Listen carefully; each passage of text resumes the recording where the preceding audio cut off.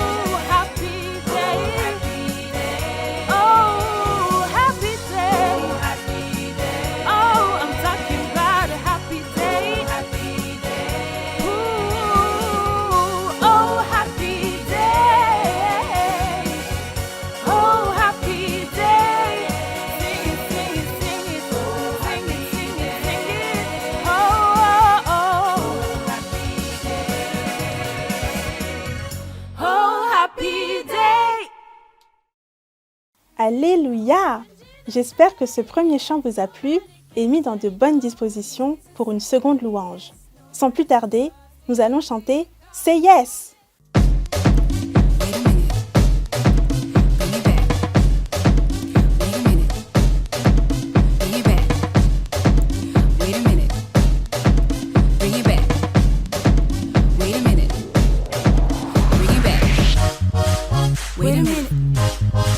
Bring it back. Wait a minute. When Jesus say yes, nobody can say no. When Jesus say yes, nobody can say no. When Jesus say yes, nobody can say no.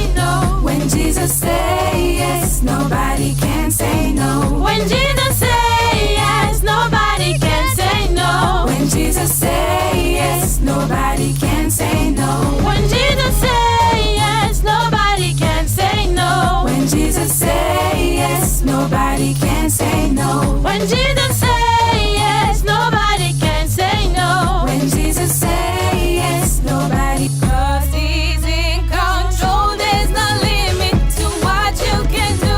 'Cause it all belongs to you. Yes, it all belongs to you. No rushing now. You're almighty and all powerful. Yes, it all belongs to you. Yes, it all belongs to you. There's no limit to what you can do. 'Cause it all belongs to you. Yes, it all belongs to you. No rushing now. You're almighty and all powerful. It all belongs to you. Yes, it all belongs to you. Wait a minute. Bring it back. Wait a minute. Bring it back. Wait a minute. Bring it back. Wait a minute. When Jesus say yes, nobody can say no. When Jesus say yes, nobody can say no. When Jesus say yes, nobody can say no. When Jesus say yes, nobody can say no. When Jesus say yes, nobody can say no. When Jesus say yes, nobody can say no. When Jesus say yes, nobody can say no. When Jesus say yes, nobody can say no. He's with me. He's with me. He's with me. He's with me. Gloire à Dieu! Je suis sûre que vous avez chanté et même dansé avec nous. Et ce n'est pas terminé. Nous allons chanter notre dernier chant. Nous sommes une génération choisie.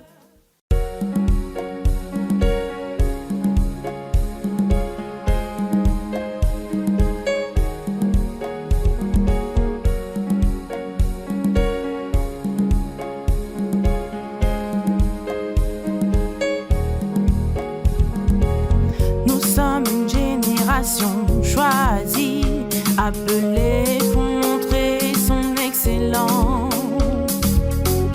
Tout ce dont j'ai besoin, Dieu me l'a donné. Je sais qui je suis. Nous sommes une génération choisie, appelée pour montrer son excellence. Tout ce dont j'ai besoin, Dieu me l'a donné. Je sais qui je suis. Je sais qui je suis en Christ. Ce que j'ai en Christ. Où je suis en Christ. Je sais qui je suis. Je sais qui je suis en Christ. Ce que j'ai en Christ. Où je suis en Christ. Je sais qui je suis. Je marche avec puissance. J'accomplis des miracles. Je vis une vie de faveur. Je sais qui je suis. Je marche avec puissance. J'accomplis des miracles. Je vis une vie de faveur. Je sais qui je suis.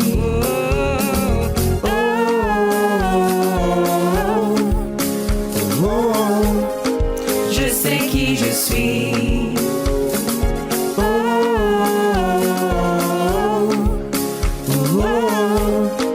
Je sais qui je suis. Nous sommes une génération choisie, appelée pour montrer son excellence. Tout ce dont j'ai besoin, Dieu me l'a donné. Je sais qui je suis. Nous sommes une génération choisie, appelée pour montrer son excellence. Tout ce dont j'ai besoin, Dieu me l'a donné. Je sais qui je suis. Je sais qui je suis en Christ. Ce que j'ai en Christ. Où je suis en Christ. Je sais qui je suis. Je sais qui je suis en Christ. Ce que j'ai en Christ. où je suis en Christ. Je sais qui je suis, je marche avec puissance, j'accomplis des miracles, je vis une vie de faveur. Je sais qui je suis, je marche avec puissance, j'accomplis des miracles, je vis une vie de faveur. Je sais qui je suis.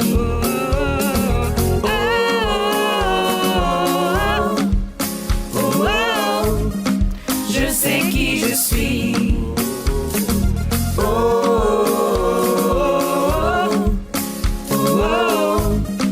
Je sais qui je suis.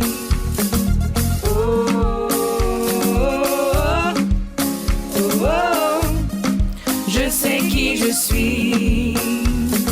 Je suis béni. Je suis né de Dieu. Je suis béni. Je suis victorieux. Awesome God. Awesome God. Mighty God. Mighty God. I give you praise. I give you praise. Awesome God. Awesome God. You're an awesome God. Awesome God. Mighty God. Mighty God. I give you praise. I give you praise. Awesome God. Awesome God. Je marche avec puissance, j'accomplis des miracles, je vis une vie de faveur. Je sais qui je suis, je marche avec puissance, j'accomplis des miracles, je vis une vie de faveur. Je sais qui je suis. Oh, oh, oh, oh, je sais qui je suis. Oh,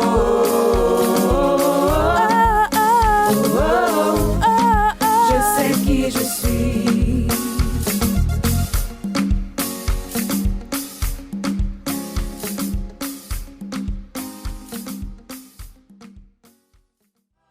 Amen. Rendons vraiment toute la gloire à Dieu. J'espère que vous avez passé un moment béni. À présent, notre temps de louange est terminé. Merci infiniment. Que la grâce de Dieu vous accompagne en profitant pleinement de la conférence.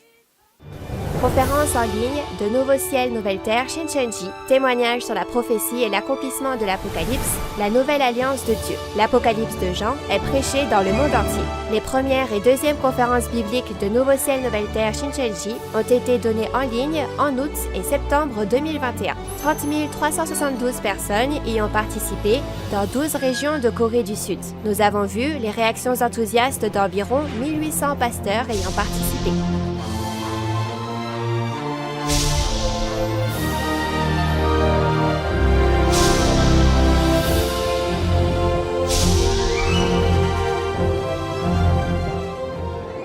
Et enfin, la parole de l'Apocalypse de Jean est ouverte pour la première fois en 2000 ans. Le président et les 12 chefs de tribu de Nouveau Ciel, Nouvelle Terre, Shincheonji vous dévoilent le secret du royaume des cieux de la Nouvelle Alliance, l'Apocalypse de Jean. Tous les lundis et jeudis, du 18 octobre au 27 décembre, les conférences en ligne de Nouveau Ciel, Nouvelle Terre, Shincheonji sont diffusées en direct dans le monde entier. Nous vous invitons à suivre le témoignage sur la prophétie et l'accomplissement de l'Apocalypse, la Nouvelle Alliance de Dieu. Chers pasteurs, séminaristes et fidèles, bienvenue à la conférence en ligne de Nouveau Ciel, Nouvelle Terre, Shincheonji sur le témoignage sur la prophétie et l'accomplissement de l'Apocalypse, la Nouvelle Alliance de Dieu. Je suis Irvin, instructeur à Nouveau Ciel, Nouvelle Terre, Shincheonji, Église de Jésus. Je serai votre présentateur aujourd'hui. Tout d'abord, je tiens à remercier tous ceux qui sont venus à cette conférence en ligne de Nouveau Ciel, Nouvelle Terre, Shincheonji. Les prophéties de l'Apocalypse et les paroles de l'accomplissement physique qui se sont accomplies, que tous les croyants doivent connaître, sont actuellement diffusées dans le monde entier via YouTube. La conférence en ligne de Nouveau Ciel, Nouvelle Terre, Shincheonji, qui explique clairement l'Apocalypse de Jean, qui était si difficile à comprendre jusqu'à maintenant, est l'objet actuellement d'une grande attente non seulement de la part des croyants, mais aussi de nombreux pasteurs à travers le monde.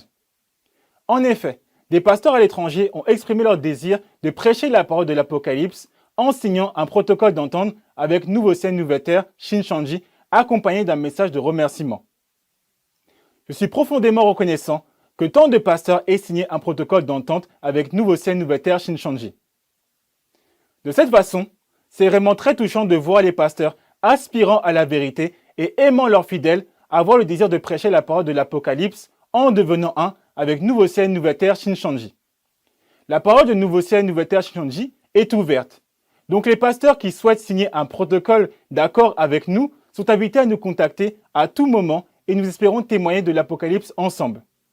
Aussi, je crois que plus vous écoutez ces paroles, plus vous expérimentez le fait que l'Apocalypse n'est pas un texte difficile et compliqué, mais extrêmement rationnel et peut-être clairement compris à travers la Bible.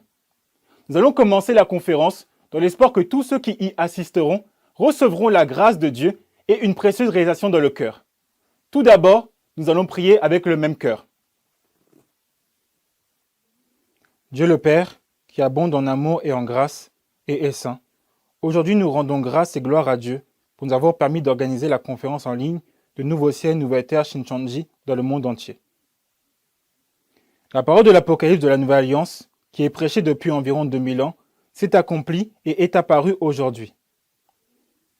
Et au temps où cela a été clairement attesté par le pasteur promis, qui a rapporté et entendu ces choses sur les lieux des événements, de nombreuses personnes dans le monde ont entendu ce précieux évangile à travers ces vidéos. Pour cela, recevez toute la gloire de Dieu pour toujours et à jamais. Aussi, s'il vous plaît, donnez une grâce et un amour infini à tous les pasteurs, séminaristes et tous les fidèles qui ont assisté à cet événement, et guidez-les afin qu'ils puissent pleinement comprendre cette bonne nouvelle. Aujourd'hui, nous allons apprendre les paroles d'Apocalypse 12 à travers le chef de la tribu de Matthieu. Lorsqu'il témoignera des paroles apprises par le biais du président, le pasteur promis que Dieu soit avec lui et prenne le contrôle de tout. Il est temps pour nous de commencer. Nous croyons que vous serez avec nous jusqu'à la fin et nous avons prié au nom de Jésus. Amen. Je tiens à vous informer que cette conférence en ligne de Nouveau Ciel, Nouvelle Terre, Shincheonji, se déroule dans le strict respect des règles de prévention sanitaire et de distanciation sociale. La dernière fois, nous avons appris les paroles d'Apocalypse 11. Je crois que c'est un temps de grâce qui réchauffe votre cœur en réalisant l'œuvre de Dieu qui s'accomplira absolument. Les paroles d'Apocalypse chapitre 12 que nous allons partager avec vous aujourd'hui parlent de la guerre entre Dieu et le dragon. Et j'espère que vous ferez attention non seulement à l'issue de cette guerre, mais aussi aux entités qui apparaissent dans ce chapitre et qui elles sont vraiment. Il est maintenant temps de passer au moment le plus important d'aujourd'hui, celui d'écouter la parole de l'Apocalypse. Nous allons accueillir Chang Son-jong, le chef de la tribu de Matthieu, de Nouveau Ciel, Nouvelle Terre, Shincheonji, Église de Jésus, qui va prêcher la parole. Veuillez l'accueillir avec des applaudissements chaleureux. Bonjour à tous les pasteurs, séminaristes et fidèles du monde entier qui aiment Dieu et Jésus et qui souhaitent aller au royaume des cieux et avoir la vie éternelle. Je vous souhaite la bienvenue et je tiens à vous exprimer ma sincère gratitude pour votre participation à la conférence en ligne de Nouveau Ciel, Nouvelle Terre, Shincheonji. Je suis Chon Sok-jong, chef de la tribu de Matthieu, choisi au nom de Matthieu, un disciple de Jésus. J'ai vu un dépliant qui disait que l'on enseignait la parole de Dieu à Nouveau Ciel, Nouvelle Terre, Shincheonji, et c'est ainsi que j'ai écouté la parole de Nouveau Ciel, Nouvelle Terre, Shincheonji. Ce qui était très surprenant dès la première fois que je l'ai entendue, c'est que cette parole que je voulais savoir et à propos de laquelle j'étais curieux était clairement témoignée par le président de Nouveau Ciel, Nouvelle Terre, Shincheonji, et c'était étonnant et surprenant que toutes les réponses viennent de la Bible. Je pratique ma foi à Nouveau Ciel, Nouvelle Terre, Shincheonji selon les prophéties et les paroles de la réalité accomplie. Le monde entier est actuellement émerveillé par ces conférences sur l'Apocalypse de Nouveau Ciel, Nouvelle Terre, Shincheonji.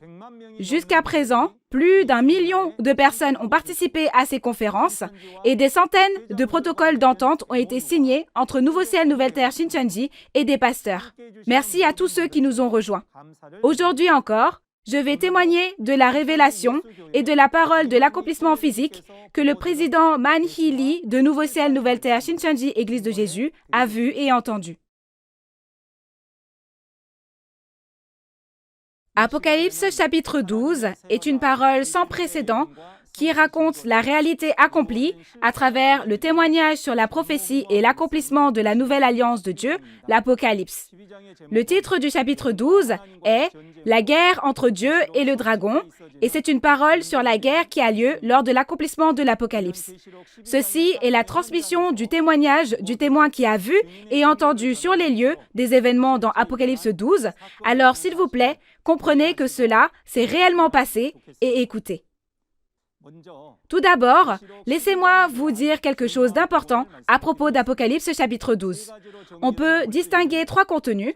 Le premier est le fait que le chapitre 12, les traîtres, les destructeurs et le sauveur apparaissent en un seul endroit, le ciel, comme promis dans l'Apocalypse. Quant au deuxième contenu, c'est à travers ce chapitre que nous pouvons distinguer et vérifier les traîtres, les destructeurs et le sauveur, et c'est clairement dit à travers ce chapitre 12. Le troisième contenu concerne le salut, la puissance, le royaume et l'autorité de Dieu lorsque l'enfant qui gouvernera toutes les nations combattra et vaincra le dragon. J'espère que vous écouterez ceci tout en sachant que le chapitre 12 de l'Apocalypse est très important parce que le royaume de Dieu et l'autorité du Christ s'y accomplissent.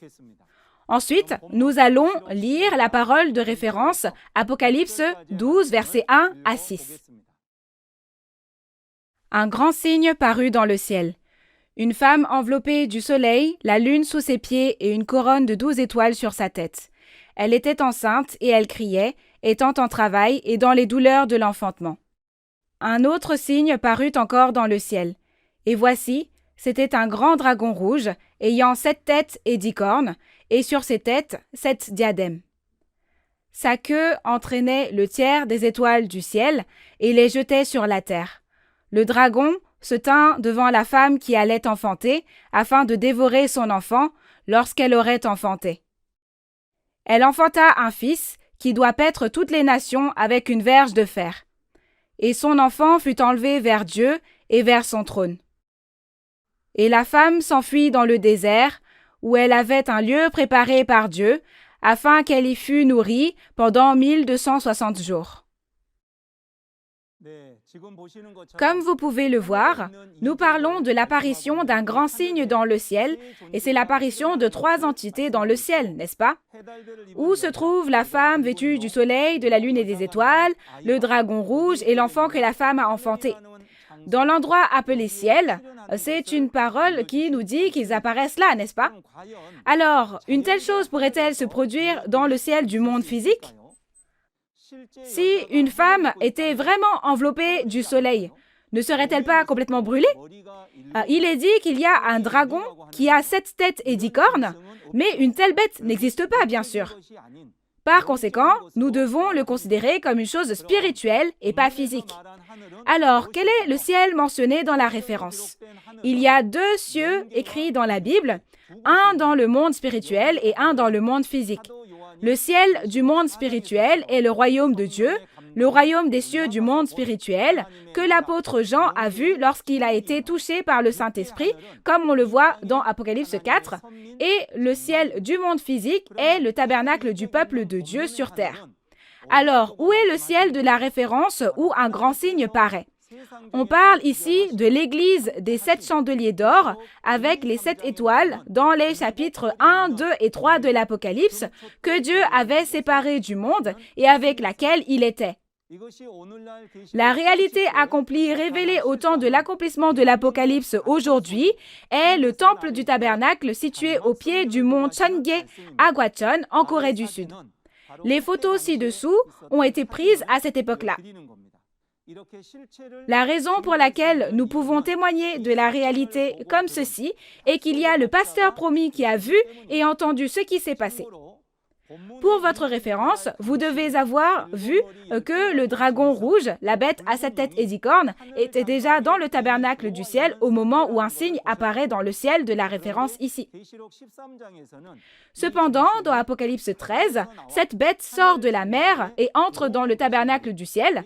Et je veux donc que vous sachiez qu'Apocalypse 13 est un événement qui s'est produit avant Apocalypse 12. Alors, qui est la femme dans le ciel enveloppée du soleil, de la lune et des étoiles? Tout d'abord, il faut savoir ce que sont le soleil, la lune et les étoiles, n'est-ce pas? Puisque le ciel et le tabernacle, le soleil, la lune et les étoiles sont des choses spirituelles et parlent du peuple élu de Dieu dans le tabernacle. Dans Genèse 37, versets 9 à 11, la famille de Jacob est comparée au soleil, à la lune et aux étoiles. La famille de Jacob, le soleil, la lune et les étoiles symbolisent le peuple élu de Dieu. Aujourd'hui, au temps de l'accomplissement de l'Apocalypse, on parle des fidèles de l'Église des 7 chandeliers d'or. Alors la femme qui est vêtue du soleil, de la lune et des étoiles n'est pas non plus une femme physique, n'est-ce pas? Cette femme fait référence au pasteur qui dirige l'Église des 7 chandeliers d'or. Alors pourquoi ce pasteur est-il comparé à une femme? C'est parce que, comme une femme qui donne naissance à des enfants physiques et les élève, elle reçoit la parole, la semence de Dieu, et donne naissance à des fidèles qu'elle élève, qui sont des enfants spirituels. Alors, qui est la réalité de la femme enveloppée du soleil, de la lune et des étoiles aujourd'hui, lorsque l'Apocalypse s'accomplit? C'est le représentant Intel du temple du tabernacle au pied du mont Cheonggye à Gwacheon, en République de Corée, en 1966. Je parlerai de lui en tant que représentant Intel, comme quand on dit Monsieur Intel. Et ensuite, qui est l'enfant qui est né de la femme vêtue du soleil, de la lune et des étoiles? Parce que la femme vêtue du soleil, de la lune et des étoiles était le pasteur, l'enfant ne doit pas être un vrai enfant non plus, n'est-ce pas? Ainsi, l'enfant auquel la femme donne naissance est un enfant spirituel, né de la semence de la parole, c'est-à-dire un fidèle auquel ce pasteur du temple du tabernacle donne naissance spirituellement. La femme, dans la référence, crie de douleur en donnant naissance à l'enfant. La prophétie de Genèse 3:16, qui dit que la douleur de l'accouchement augmentera pour les femmes, s'est accomplie spirituellement lors de l'accomplissement de ce chapitre. Ensuite, le dragon rouge entrant dans le ciel est appelé un autre signe, et il est appelé un autre signe parce qu'il est différent du signe précédent. Mais le dragon rouge qui est venu dans ce ciel a l'air vraiment étrange, n'est-ce pas? Il a 7 têtes, 10 cornes, et sa queue entraîne les étoiles du ciel et les jette sur la terre. Existe-t-il vraiment une telle bête dans le monde? Donc, cela doit aussi être considéré spirituellement, bien sûr. Alors, quelle est l'identité du dragon rouge qui est entré dans le ciel? La véritable identité du dragon rouge est Satan le diable. Dans Apocalypse 12, verset 9 et Apocalypse 20, verset 2, lorsque le dragon est capturé et qu'on voit sa réalité, il est écrit que c'est le serpent ancien, le diable et Satan. Tout comme ce dragon est appelé le serpent ancien, c'est le serpent qui séduisit Ève dans Genèse 3, le diable qui a tenté Jésus dans le désert au premier avènement et l'esprit mauvais qui est entré dans les scribes et les pharisiens. Au temps de l'accomplissement de l'Apocalypse, le dragon qui régnait dans le monde est devenu un avec la bête à 7 têtes et 10 cornes et était le destructeur qui a envahi et détruit le tabernacle du ciel. Alors, quelles sont les 7 têtes du dragon rouge? On dit que le dragon est Satan, le diable, donc les 7 têtes du dragon font référence aux 7 pasteurs appartenant à Satan. Ésaïe 29, verset 10 dit que la tête, ce sont les voyants. Donc cela fait référence au chef, au pasteur qui dirige les fidèles. Dans Apocalypse 17, verset 9 à 10, il est dit que les 7 têtes sont 7 montagnes et 7 rois. Les 7 montagnes sont des églises et les 7 rois sont des pasteurs. Alors, que sont les 10 cornes sur les 7 têtes? Ce ne seraient pas de vraies cornes physiques, bien sûr. Ces 10 cornes sont les 10 anciens qui appartenaient aux pasteurs de Satan. Tout comme un animal a des cornes sur la tête, et les cornes sont sa force et son arme, les cornes représentent ceux qui appartiennent au pasteur, qui est la tête et exerce l'autorité. Apocalypse 17, verset 12 dit que les 10 cornes sont des rois, mais qu'ils n'ont pas de royaume, c'est-à-dire qu'ils n'ont qu'une autorité spirituelle. Ensuite, on dit que la queue entraîne un tiers des étoiles du ciel et les jette sur la terre. Une queue peut-elle entraîner et jeter les étoiles dans le ciel? Y aura-t-il jamais une queue aussi longue? Bien sûr que non. Alors, de quoi parle cette queue de dragon? Dans Ésaïe 9, verset 15, il est dit que ce sont les faux prophètes appartenant à Satan. La réalité de ces personnes sont les 17 évangélistes qui venaient du temple du tabernacle. Ces personnes sont comme des idoles dans Apocalypse 13 et ils sont comme des queues appartenant à la cavalerie d'Apocalypse 9. Alors, que signifie entraîner un tiers des étoiles dans le ciel et les jeter sur la terre? C'est ce que signifie le fait que les faux pasteurs font retourner à l'état de chair sans esprit vivant un tiers des fidèles du temple du tabernacle des 7 chandeliers d'or. C'est similaire au fait que les fidèles du tabernacle ont abandonné Jésus, leur premier amour, et ont été trompés par les faux pasteurs et sont passés du ciel à la terre. Et dans Apocalypse 8, quand un tiers des esprits meurent en recevant les fléaux. Ensuite, nous devons en savoir plus sur le groupe du dragon rouge qui est entré dans le tabernacle du ciel. Pour vous le résumer en 3 parties, le premier est le groupe de la bête à 7 têtes et 10 cornes qui foule aux pieds les fidèles dans le tabernacle du ciel pendant 42 mois dans Apocalypse 13. Apocalypse 2 nous dit que Satan est la même entité que les Nicolaïtes. Et Apocalypse chapitre 17 et 18 nous dit que Babylone est celle qui a séduit toutes les nations avec le vin de l'impudicité. Bien que l'expression de chaque chapitre soit différente, au final, lorsque vous regardez l'ensemble de l'Apocalypse, vous devez savoir qu'il s'agit d'une seule et même entité, le groupe du dragon, d'accord? Alors, quelle est la réalité de ce groupe du dragon rouge?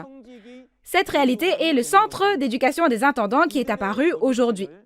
Leur organisation s'appelle Babylone, le royaume des démons. Tout comme Babylone a détruit l'Israël physique dans l'Ancien Testament, une organisation pareille à Babylone, le royaume des démons, au temps de l'accomplissement de l'Apocalypse, a détruit le peuple élu de Dieu, le temple du tabernacle, et a trompé toutes les nations et a gouverné le monde. Ensuite, le dragon tentera de dévorer l'enfant dès que la femme lui donnera naissance. Pourquoi? La raison en est que l'enfant est celui qui combattra le dragon et le vaincra, lui enlèvera tout pouvoir et paîtra toutes les nations.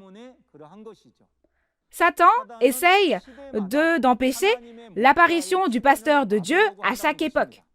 Cependant, vous devez bien vous rappeler que la Bible s'accomplira selon la volonté et le plan de Dieu. Et vous devez savoir que Satan interfère et persécute afin d'atteindre son objectif. Tout comme il a essayé de dévorer cet enfant, si nous regardons à chaque époque, il y a aussi eu le meurtre des enfants par l'intermédiaire de Pharaon, roi d'Égypte, et à l'époque de Moïse, et le roi Hérode a aussi fait tuer tous les enfants de moins de 2 ans au premier avènement. Exactement de la même façon, ces choses arrivent, mais nous devons bien nous rappeler que Dieu accomplira sa parole et nous croyons que nous devons vérifier que la parole a été accomplie. Dans les versets 5 et 6 de la référence, l'enfant mâle qui paîtra toutes les nations avec une verge de fer est emmené devant le trône de Dieu et la femme qui a donné naissance à l'enfant s'enfuit dans le désert.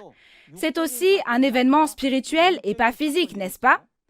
Lorsqu'une femme donne naissance à un enfant, certains pasteurs appellent la femme l'Église et prétendent que l'enfant qui lui est né est Jésus. Comment l'Église peut-elle s'enfuir dans le désert pour y être nourrie après avoir donné naissance à Jésus? C'est impossible, non? On comprend donc que voir de cette façon est faux. Alors, ce passage est au futur. De quel temps parle-t-on ici?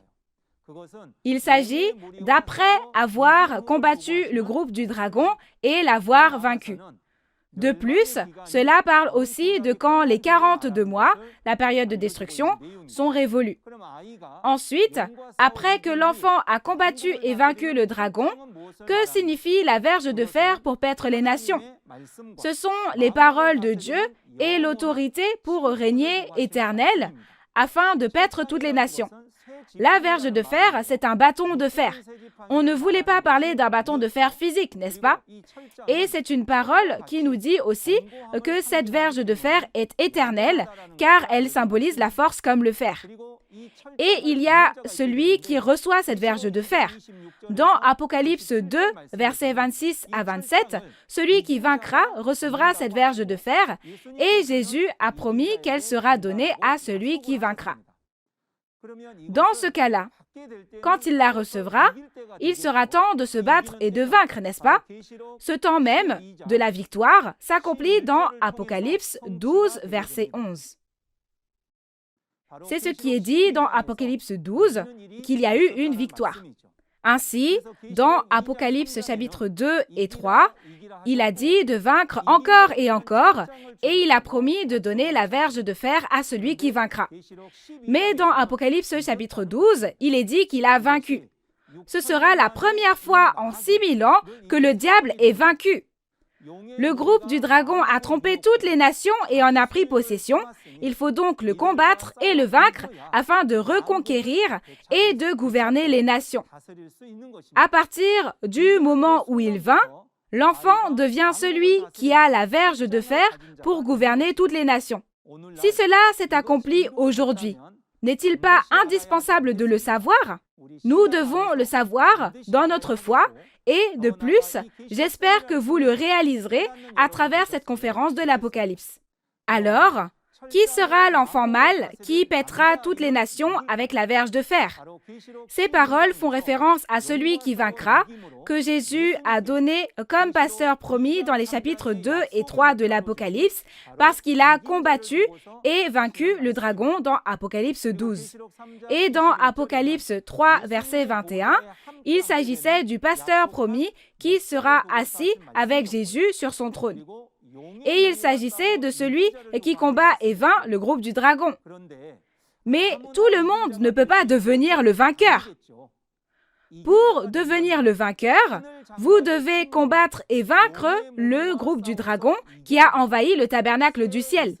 Et il faut devenir la nouvelle Israël et créer les 12 tribus. Alors, quand est-ce que cet enfant est né? Vous devez savoir que c'est pendant les 42 mois au cours desquels le dragon détruit et foule aux pieds le tabernacle du ciel.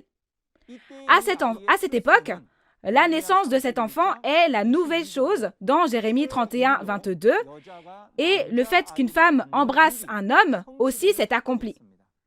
Cette œuvre est appelée « création d'une chose nouvelle ». Alors, il doit y avoir une raison pour appeler ça une chose nouvelle, n'est-ce pas? La raison de cette chose nouvelle est que jusqu'à présent, il y a eu la destruction en raison de la trahison du peuple élu, mais à l'apparition de cet enfant, c'est l'œuvre du salut qui commence. Alors, sachez bien que l'apparition de cet enfant est une chose nouvelle, et c'est la création d'un nouveau ciel et d'une nouvelle terre, le royaume de Dieu. Et le dragon observe pour dévorer à sa naissance l'enfant qui paîtra toutes les nations, mais l'enfant, le personnage principal, est celui qui paîtra toutes les nations à l'avenir, alors il monte au trône de Dieu. Dans la référence, il est dit que la femme qui donna naissance à l'enfant qui paîtra toutes les nations s'enfuit dans le désert. Concernant cette parole, je vous expliquerai en détail au verset 14. Alors dans ce cas, quelle est la preuve pour connaître l'identité du vainqueur? Cela peut se résumer en 3 choses. La première est le moment où ce dragon rouge a envahi le tabernacle du ciel. Et la seconde, c'est qu'il doit être né dans le tabernacle du ciel et pas ailleurs. Et la troisième chose est qu'il doit être né de la femme qui a le soleil, la lune et les étoiles. Ces 3 choses sont des preuves très importantes pour connaître l'identité de l'enfant. Vous devez comprendre que seul celui qui apparaît selon ses preuves peut devenir le pasteur promis et le vainqueur. Donc ensuite, en regardant le contenu jusqu'à présent, on a parlé de 3 entités, une femme, un dragon et un enfant, qui sont apparus dans un endroit appelé le ciel. Résumons la réalité de ces 3 entités. La réalité du ciel où les 3 entités sont apparues n'était pas le monde physique, n'est-ce pas? C'était l'église des 7 chandeliers d'or, le temple du tabernacle à Gwacheon, en Corée du Sud. Il y avait 3 entités là-bas, n'est-ce pas? La première est la réalité de la femme qui donne naissance à un enfant, c'est-à-dire la femme enveloppée du soleil, de la lune et des étoiles. La femme, la réalité, était le représentant intel du temple du tabernacle. Et la réalité du groupe du dragon qui a envahi ce tabernacle parlait du centre d'éducation des intendants. Comme c'est le centre d'éducation des intendants, ce sont des entités qui éduquent les pasteurs et ils ont détruit le tabernacle du royaume de Dieu, n'est-ce pas? Et troisièmement, la réalité de l'enfant parlait de nouveaux gens, celui qui a combattu et vaincu le groupe du dragon. Tout comme Jésus a accompli toutes les prophéties des prophètes de l'Ancien Testament, toutes les prophéties du Nouveau Testament se sont réalisées aujourd'hui. Par conséquent, la prophétie en elle-même n'a pas de réalité, mais lorsque la prophétie s'accomplit, l'accomplissement physique apparaît et il y a donc une réalité. On ne peut pas mentir quand la réalité apparaît.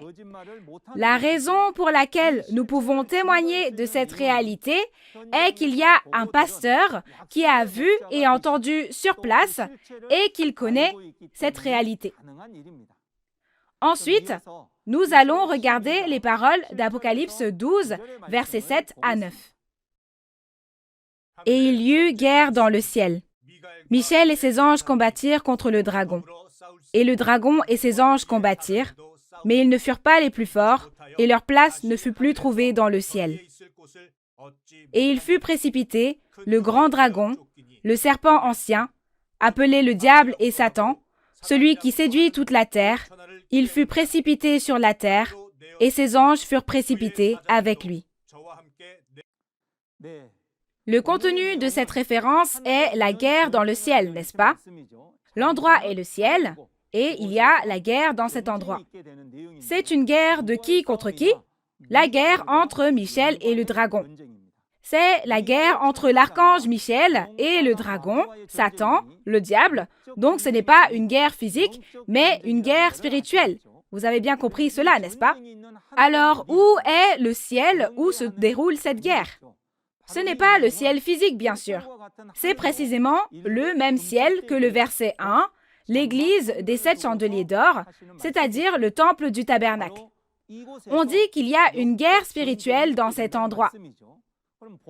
Alors, la guerre dans le ciel, dans la référence, n'est pas non plus une guerre physique, mais une guerre spirituelle, n'est-ce pas? Alors, on parle d'une guerre de doctrine avec la parole. C'est pourquoi la guerre de doctrine est la guerre dont on parle dans la Bible.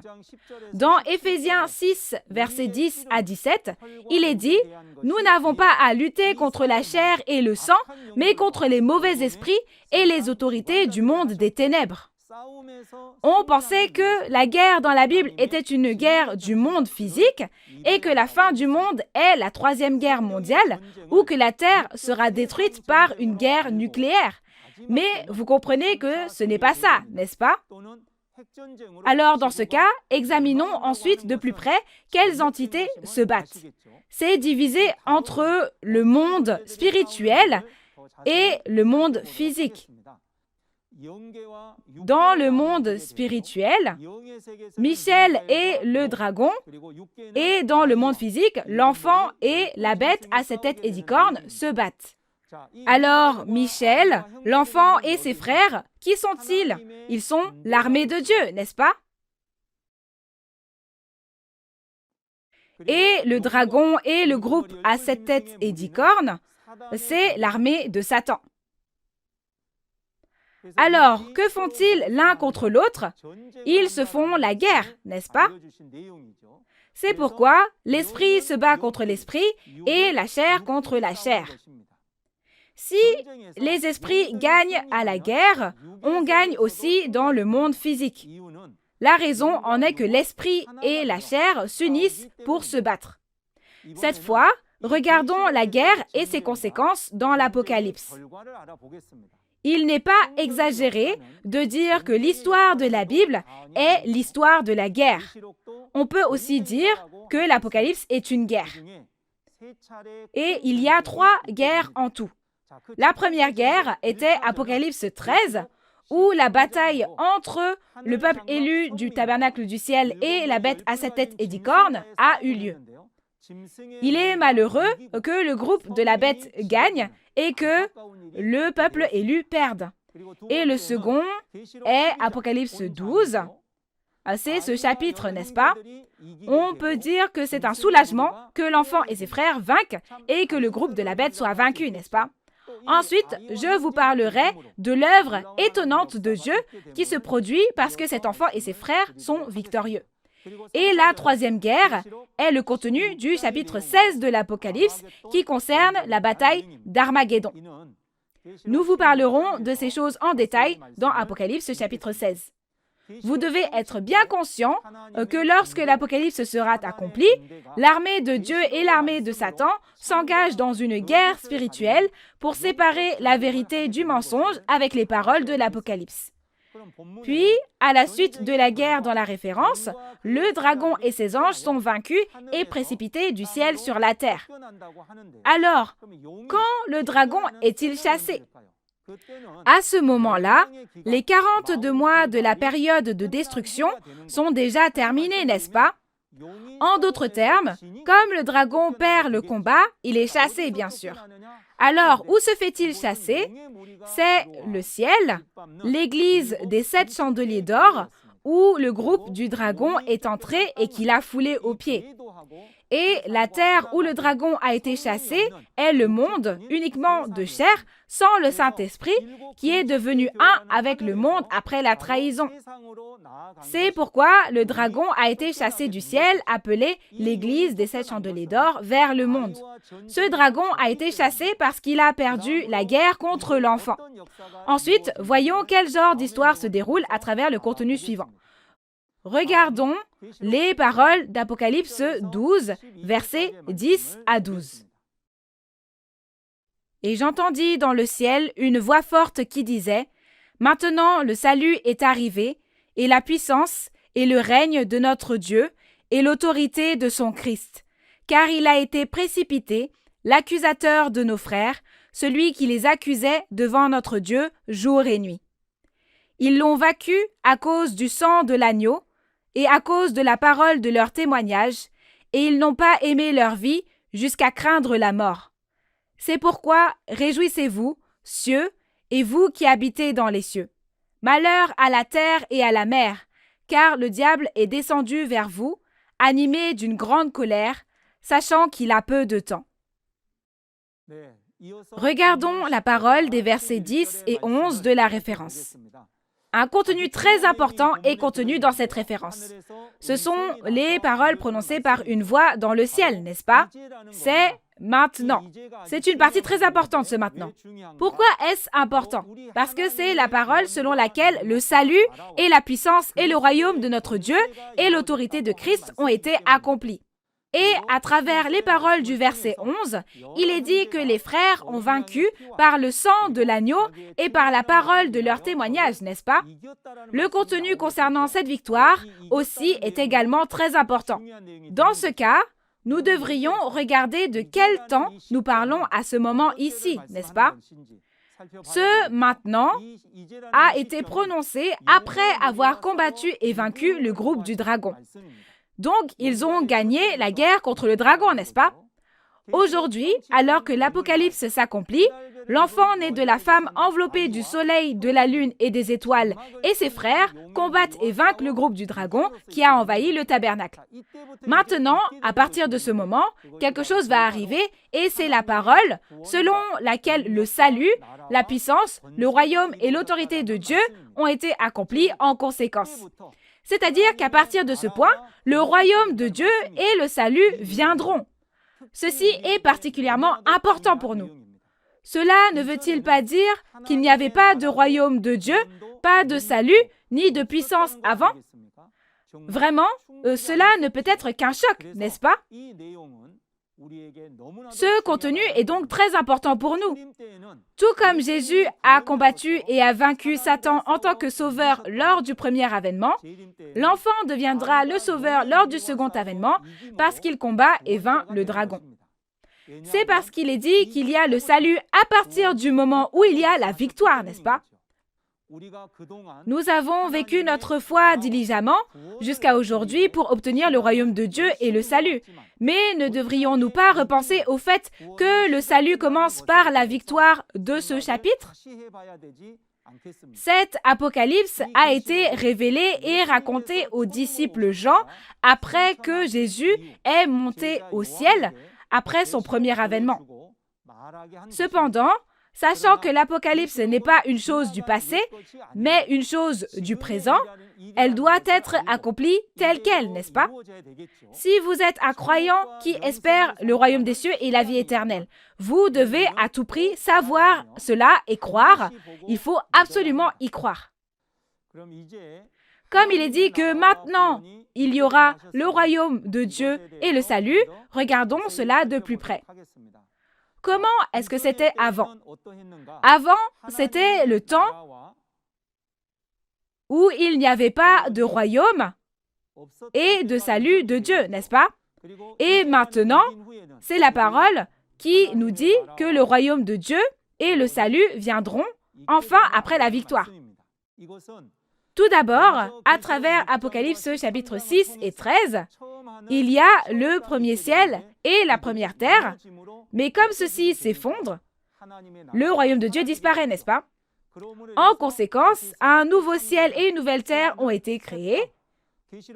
Et dans Apocalypse 7, ce sont les 12 tribus de la nouvelle Israël spirituelle. Apocalypse 21 nous dit qu'il y a un nouveau ciel et une nouvelle terre. À travers les paroles d'Apocalypse 11, verset 15, nous avons vu que lorsque la 7e trompette sonne, le royaume du monde devient le royaume de Dieu, n'est-ce pas? Et à travers les paroles de Daniel 2, c'est le royaume éternel de Dieu. Aussi, à travers les paroles d'Apocalypse 15, versets 4 à 5, il est dit que c'est le temple du tabernacle du témoignage où toutes les nations viennent adorer. Par conséquent, il y aura la réalité du royaume de Dieu qui est créé en combattant et en vainquant le dragon, n'est-ce pas? La réalité de ce royaume est un nouveau royaume qui a été créé et qui a commencé à travers Jean, le vainqueur. Le 14 mars 1984, Nouveau ciel, nouvelle terre, Shincheonji, Église de Jésus, temple du tabernacle du témoignage, a été fondé. Vous devez à tout prix vérifier que cela se fera selon la parole de Dieu et selon les promesses de la Bible, n'est-ce pas? Et dans Apocalypse 11, verset 15, au son de la 7e trompette, il est dit que le royaume du monde devient le royaume de Dieu. Ce processus est décrit dans Apocalypse 7, où d'innombrables personnes sortiront de la grande tribulation après que les 144 000 ont été scellés. D'où vient cette foule innombrable? Ils sortent quand ils entendent le son de la 7e trompette sonner au milieu de la grande tribulation. Selon cette promesse, les 12 tribus de Nouveau ciel, nouvelle terre, Shincheonji ont été créées et la 7e et dernière trompette sonne au milieu de la grande tribulation mondiale. Cette conférence d'Apocalypse que vous écoutez en ce moment est le son de la 7e trompette qui résonne partout dans le monde et c'est un son de trompette impressionnant, n'est-ce pas? Les frères qui ont combattu et vaincu le dragon sont le petit groupe de personnes qui ont vu les événements de la trahison et de la destruction, ont témoigné et ont combattu et vaincu et sont sortis et sont devenus un avec le vainqueur. Alors, avec quelle arme ont-ils combattu et vaincu? Cette arme est le sang de l'agneau et la parole de témoignage. Les armes avec lesquelles ils ont combattu et vaincu ne sont pas des armes physiques du monde, mais le sang de l'agneau et la parole de témoignage, bien sûr. Le sang de l'agneau est l'amour de la rédemption de Jésus et les paroles de Jésus. Il est dit dans Apocalypse 5 qu'avec ce sang de Jésus, on rachète et fait un royaume et des prêtres.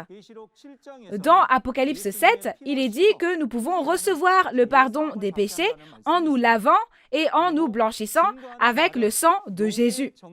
Et la parole de témoignage est la parole qui prouve l'identité du dragon et c'est la parole de l'Apocalypse. Les paroles de l'Apocalypse deviennent une arme qui permet d'attraper le dragon, une arme qui permet de combattre et de vaincre le dragon. Parce que l'identité de ce dragon est écrite dans les paroles de l'Apocalypse. Dans ce cas, nous devons connaître la preuve du vainqueur et du perdant dans l'Apocalypse, n'est-ce pas? Il ne s'agit pas seulement de dire « il a gagné » ou « il a perdu », n'est-ce pas? La Bible nous indique clairement la preuve du vainqueur et du perdant. Alors, qui est le vainqueur? Ce n'est pas seulement dire « j'ai gagné », mais en raison de cette victoire, il doit créer les 12 tribus de la nouvelle Israël spirituelle, n'est-ce pas? Alors, qu'arrive-t-il aux perdants? N'est-ce pas la preuve du fait qu'ils ont perdu que de s'enfuir dans 7 directions différentes? Par conséquent, les 12 tribus d'Israël ont été créées et ceux qui ont perdu ont été dispersés et ont fui, et c'est la preuve pour ceux qui vainquent et pour ceux qui perdent. Alors, qui sont les habitants du ciel qui ont combattu et vaincu le dragon? Il s'agit de l'enfant et de ses frères qui ont combattu et vaincu le groupe du dragon. Ensuite, il faut savoir ce que sont la terre et la mer contre qui le dragon est en colère, n'est-ce pas? Tout d'abord, la terre parle du tabernacle du peuple élu qui a trahi. La mer parle du monde appartenant à la bête. Alors, il doit y avoir une raison pour laquelle le dragon est en colère, n'est-ce pas? C'est parce que, comme le dit Apocalypse 20, verset 2, le jour où ce dragon sera emprisonné dans l'abîme arrive bientôt. C'est pour ça qu'il est en colère. Alors, où ce Satan finit-il par aller? C'est la parole qui nous dit qu'il y aura un jour où il sera enfermé dans l'abîme. Ensuite, regardons la parole des versets 13 à 17 de la référence. Quand le dragon vit qu'il avait été précipité sur la terre, il poursuivit la femme qui avait enfanté l'enfant mâle. Et les 2 ailes du grand aigle furent données à la femme, afin qu'elle s'envolât au désert, vers son lieu, où elle est nourrie un temps, des temps et la moitié d'un temps, loin de la face du serpent. Et de sa bouche, le serpent lança de l'eau comme un fleuve derrière la femme, afin de l'entraîner par le fleuve. Et la terre secourut la femme, et la terre ouvrit sa bouche et engloutit le fleuve que le dragon avait lancé de sa bouche. Et le dragon fut irrité contre la femme, et il s'en alla faire la guerre au reste de sa postérité, à ceux qui gardent les commandements de Dieu et qui ont le témoignage de Jésus. Dans la référence, le dragon chassé du ciel persécute la femme qui a donné naissance à l'homme. À ce moment-là, il est dit que la femme reçoit les ailes d'un aigle et vole jusqu'à sa place dans le désert pour y être nourrie pendant un temps, des temps et la moitié d'un temps. Alors, pourquoi le dragon chassé persécute-t-il la femme? Alors, quand on regarde pourquoi, ce dragon a persécuté la femme parce qu'elle a donné naissance à l'enfant qui pètera toutes les nations, bien sûr. À cause de cet enfant, le dragon a perdu la bataille et a été chassé du ciel, n'est-ce pas? Le dragon persécute aussi la femme parce que l'autorité pour régner sur toutes les nations lui a également été retirée. Si nous regardons le contenu de la Bible, il y a ceux qui persécutent et il y a ceux qui sont persécutés. Je dois réfléchir, moi, à quel genre d'entité je suis, n'est-ce pas? Et nous devons découvrir ce que signifie le fait que la femme reçoit les 2 ailes d'un aigle et s'envole pour échapper à ce serpent, ce dragon, n'est-ce pas? D'abord l'aigle. L'aigle fait référence aux 4 êtres vivants d'Apocalypse 4. Et la parole comme quoi la femme a pris 2 ailes et s'est envolée signifie que le pasteur de ce tabernacle a été conduit par les 4 êtres vivants et est allé dans le désert. Dans Exode 19, verset 4, Dieu dit « Je vous ai porté sur des ailes d'aigle et amené vers moi. » Mais les Israélites ne sont pas sortis d'Égypte sur les ailes d'un aigle, bien sûr. Ne sont-ils pas sortis d'Égypte à pied? À cette époque, c'est la même parole que celle qui dit que Dieu a fait sortir le peuple d'Israël d'Égypte en utilisant les 4 êtres vivants. Ensuite, qu'est-ce que cela signifie le fait que la femme est nourrie au désert, son lieu où elle s'est enfuie pendant 3 ans et demi? Le désert est un lieu inhabité. Devrions-nous fuir vers cet endroit? Qu'en pensez-vous? Dans ce cas, apprenons-en davantage sur le désert où la femme s'est enfuie. Ce désert parle d'un désert spirituel où il n'y a pas de parole de vérité. Il est dit que c'est son lieu. Comme nous l'avons vu au verset 6 de ce chapitre, c'est un désert préparé par Dieu et c'est un endroit où la femme doit aller et être nourrie. C'est pourquoi on l'appelle son lieu. Et Dieu a dit que cette femme sera nourrie dans le désert pendant 1260 jours. Au verset 6, 1260 jours, est dans la référence 1 temps, 2 temps et la moitié d'un temps, c'est-à-dire 3 temps et demi, n'est-ce pas? Ce temps signifie 1 an, comme on peut le voir dans Daniel 11, verset 13. Donc, 3 temps et demi signifie 3 ans et demi, ce qui correspond à 1260 jours.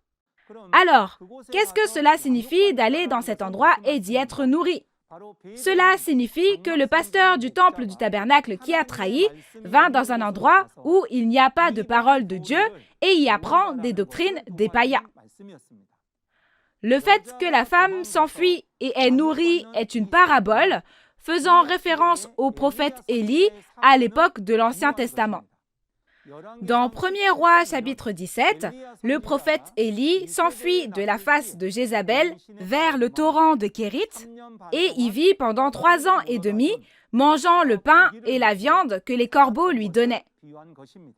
De plus, cette femme était le messager préparant le second avènement comme Jean-Baptiste au premier avènement avec le cœur d'Élie. Et tout comme Jean-Baptiste vivait dans le désert, cette femme a également fui dans le désert.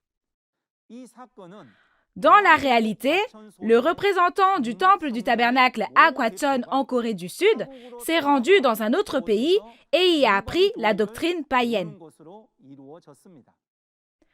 La référence parlait d'un serpent qui vomit suffisamment d'eau pour entraîner un homme et d'une terre qui avale l'eau de ce fleuve. Il n'y a pas de serpent qui vomit assez d'eau pour entraîner un homme, ni de terre qui avale l'eau du fleuve dans la réalité. Qu'est-ce que vous en pensez? C'est incroyable à dire, mais ces choses sont spirituelles et pas physiques, bien sûr. Alors, qu'est-ce que l'eau qui sort de la bouche du serpent?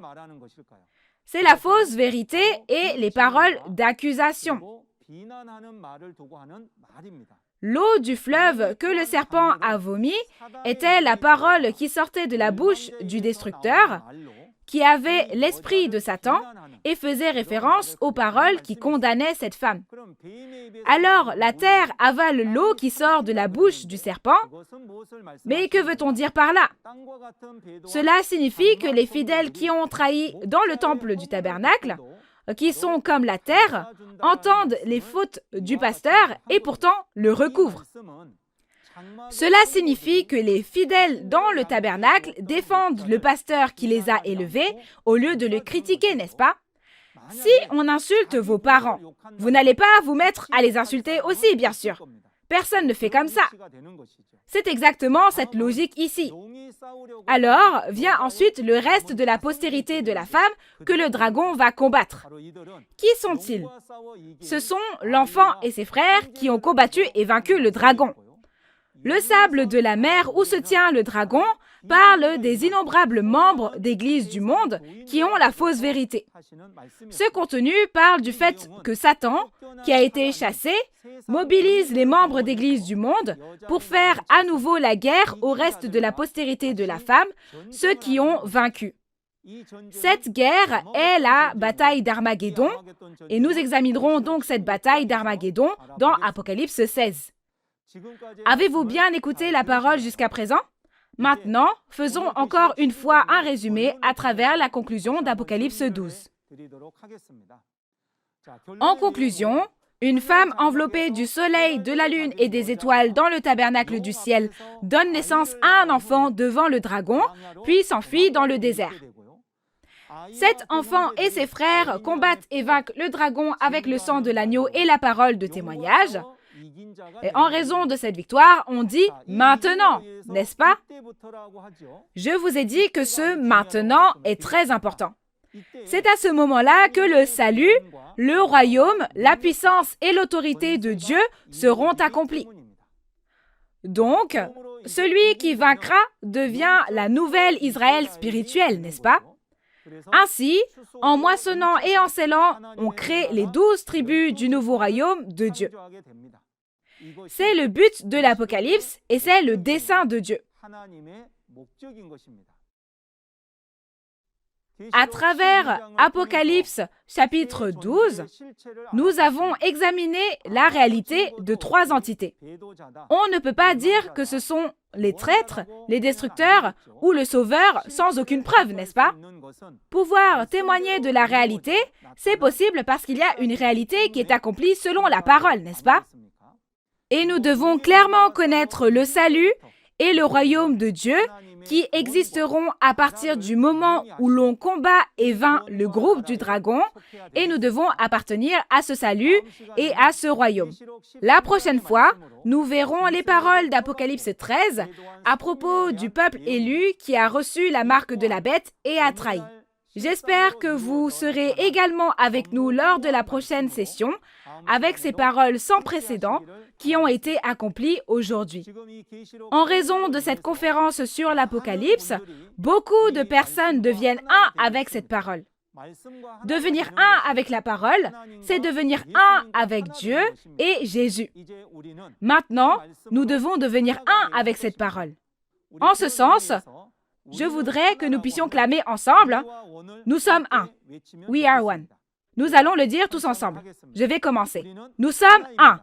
We are one. Nous allons prier Dieu avec le même cœur. Dieu notre Père, qui est saint, le Seigneur de la vie éternelle et la source de toutes les bénédictions. Veuillez accepter toute la gloire que nous vous donnons aujourd'hui encore. Merci de nous avoir permis de prêcher la vérité de l'Apocalypse dans toutes les parties du monde à travers la conférence sur l'Apocalypse de Nouveau Ciel, Nouvelle Terre, Shincheonji. Aujourd'hui, nous avons examiné le contenu de la guerre entre Dieu et le dragon à travers les paroles d'Apocalypse chapitre 12. S'il vous plaît, aidez-nous à réaliser toutes les paroles que nous entendons et que tous les pasteurs, fidèles et séminaristes qui entendent ces paroles réalisent et deviennent tous des enfants de la foi qui suivent votre parole. Nous prions pour que l'amour et la grâce de Dieu débordent de tous les cœurs qui écoutent cette parole en assistant à cet événement. S'il vous plaît, œuvrez et guidez-nous pour que nous réalisions les paroles que nous entendons et ne les gardions pas pour nous tout seuls, mais que nous en informions aussi les personnes autour de nous et que tout le monde puisse entendre les paroles de l'accomplissement physique de l'Apocalypse. Merci d'avoir fait œuvrer de façon à ce que le royaume du monde devienne le royaume de Dieu au son de la 7e trompette à travers ces conférences sur l'Apocalypse. Nous espérons sincèrement et prions pour que l'amour et la grâce de Dieu remplissent toutes les personnes qui ont participé à cet événement et nous rendons grâce et prions au nom de Jésus-Christ qui a expié tous nos péchés. Amen. Merci d'avoir écouté attentivement. Parce que le résultat du royaume des cieux et de l'enfer est déterminé par la marque du diable et le sceau de Dieu, savoir ce qu'est la marque du diable, le 666, est une question importante pour tous les croyants. Qu'est-ce donc que ce 666? Est-ce vraiment le code barre dont on parle dans le monde? Aujourd'hui, je vais vous expliquer clairement le vrai sens et la réalité du 666.